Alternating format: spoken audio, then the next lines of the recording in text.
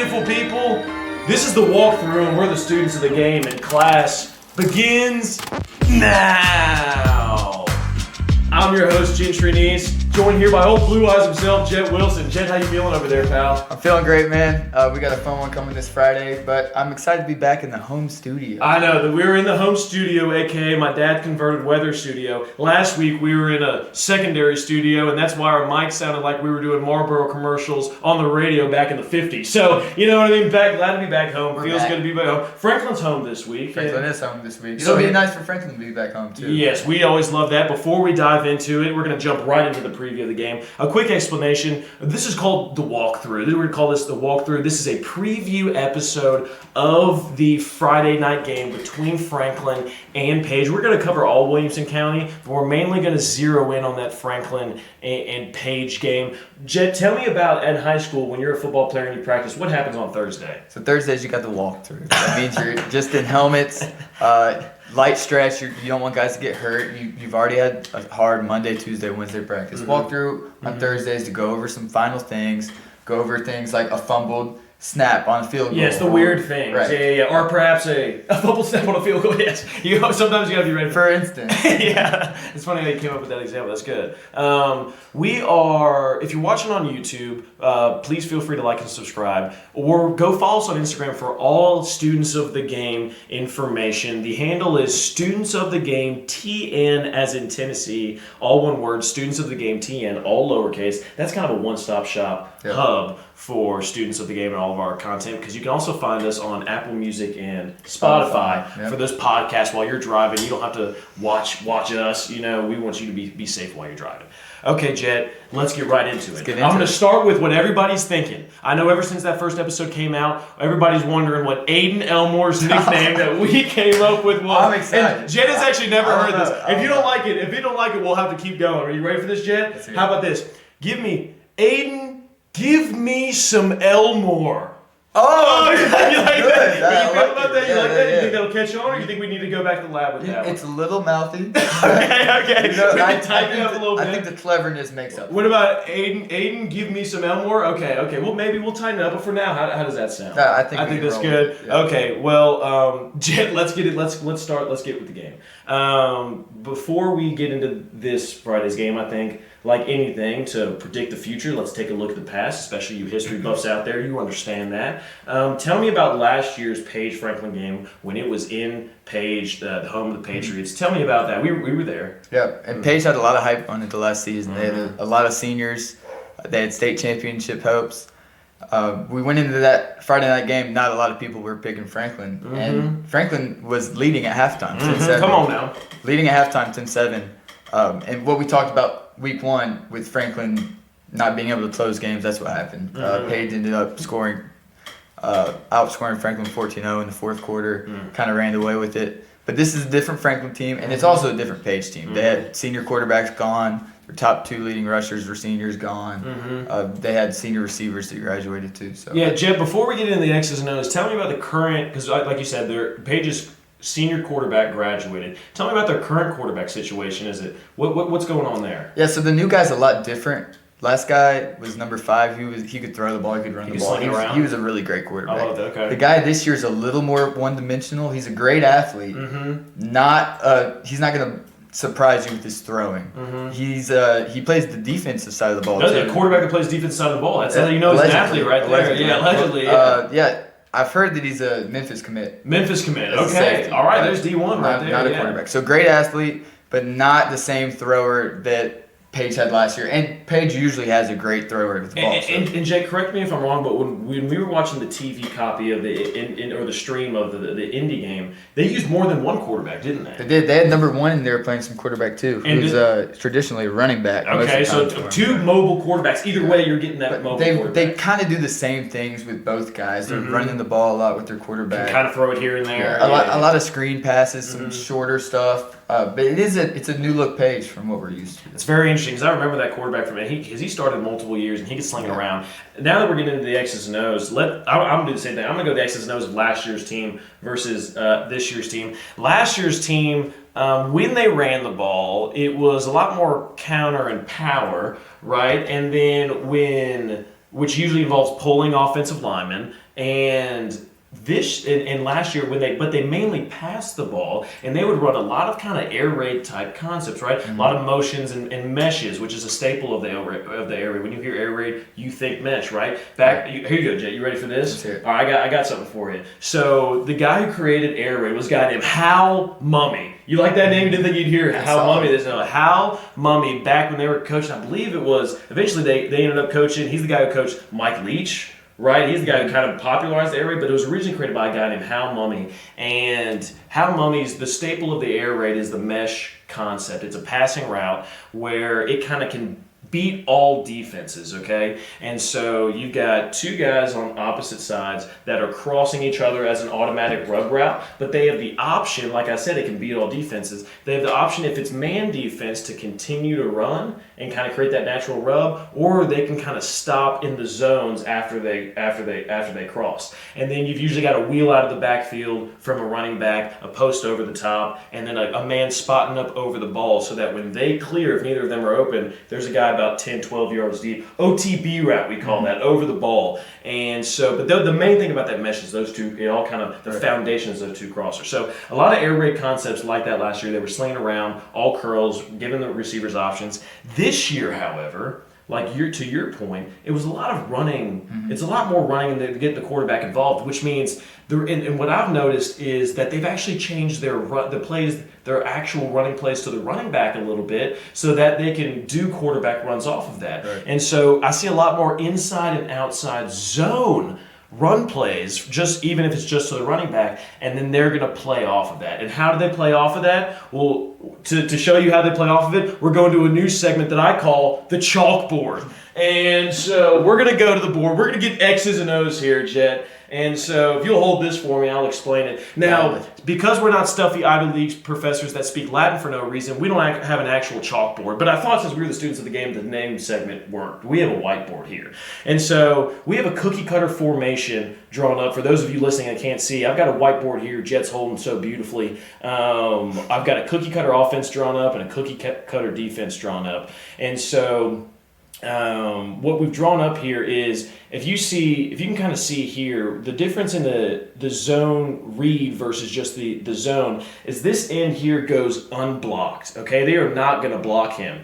And what the quarterback's doing is he's got eyes on him the entire time. As soon as that ball is snapped, he's just got to trust his running back, which with the mesh, which is when he's sticking it in that gut there, and he's going to ride that mesh out because he's reading this defensive end here. If that defensive end decides to crash down to go tackle the running back, the quarterback's actually going to pull that ball and try to run out here and take the edge and get what we call that alley right here between the sideline and the hash mark. However, if that defensive end stays or just kind of keeps and stays with the quarterback, doesn't move much, he's going to hand that ball off. And what we call live with the give, because since we're not blocking this guy, we've got extra bodies in the box and we've got better numbers. And so that's what it allows them to do, and what we've seen Page do a lot off of that zone, being able to run with the quarterback. Yep. Jett, how do you feel about that? How do you think that Franklin's defense is gonna? How do you feel about Franklin's defense faring against the quarterback run? The way that Franklin's defense has performed this year has been exceptional. They are above and beyond where they've been the last couple seasons. So I'm not ever going to count out Dr. Defense. Dr. Defense, come on. Dr. Defense watches the film too. He's going to know the QB run's coming, and he's going to trust his athletes to be able to make plays. I think Franklin's fast at the linebacker position, so they're going to be able to defend it. I love it. But I think this takes us to our first key to victory for Franklin's defense, stopping the QB run. Oh, okay. New segment, keys to victory. So, Jett, talk to me about the first key to victory. Yeah, the QB run is something that Page is going to try to utilize. So Franklin's first key to victory would be Franklin stopping the Page quarterback run. Yeah, got to stop the quarterback run. It could be the kind of game where if Page is running the ball a lot, they're going to have the ball almost the whole game, especially if Franklin field position isn't getting field position is going to be time management. But there is ways we can stop the read option. Okay, there are ways we can stop the read option, mainly with our guy. You know who I see stopping the read option a lot? Our guy, give me his nickname. What is it? Aiden, give me some Elmore. That sounds better coming out of your mouth than it does mine. So Aiden's gonna do it, and we don't know. I thought you were gonna say it different. Oh, what do you think? I thought you were gonna say Walker, Texas Ranger. Okay. So Walker, Texas Ranger being Walker Wells. Okay, Walker, Texas Ranger. That's new to me. So you surprised me there. I like that. Walker, I like that. We're going with that from now on. We're gonna go. Back to the chalkboard. Back to the segment. The chalkboard. Bring it up. Bring up the chalkboard. Okay. I got you. We've got it here. Okay. We've got to bring up the chalkboard. Right. So away, and I'm not saying that Dr. Defense is going to do this because we're not coaches, so we don't know. We just know from our playing days that away that some people decide, hey, here's how we're gonna stop the read option, is what we call pinch and scrape the line between the defensive end and linebacker. And I'm actually gonna draw it out here. So what that means is, okay, since the offense is putting this guy in a bind, okay, we're going to bring him some help. So pinch and scrape, we're going to start with pinch. Let's break that down. Pinch is talking to that defensive end. He is going to pinch the line down, and he's going to always go towards the running back. He is not even thinking about the quarterback. If the quarterback pulls it, he's not his problem. I've even seen it to where this guy has tackled the running back, whether he has the ball or not, and that's not going to get flagged. That's completely legal. That's a coaching thing. The coach is going to tell him, tackle the running back no matter what. You can't always tell if he has the ball. Exactly. So it is not going to get flagged, so there's no harm, no foul. So he's going to pinch, and then that other part is scrape. That's telling the linebacker, hey, I know in a normal run play, you are going to flow with the run and get into your gap assignment, but since we're seeing a lot of read option, we're going to call a defensive play specific to the read option, which is the pinch and scrape. And so instead of going down towards your normal gap assignment, you're going to scrape around the line here and automatically go towards the quarterback. That way, and the reason that kind of neutralizes it is because if he hands it off, you've got your defensive end pinching, and he's going to get tackled one way or another. And if he decides to pull it,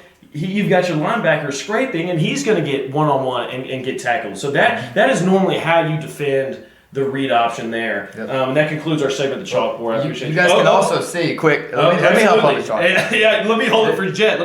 This picture right here is exactly why a QB run can be such a great tool for offenses. Mm-hmm. In a normal defense, that linebacker can just flow in and stop the run with everybody else. But when you have an athletic quarterback in an offense that runs QB options, you have to account for the quarterback. So it gives you lesser numbers in the box to stop the running back. Right. So you're just kind of hoping that defensive end gets there before he really breaks that line. Right.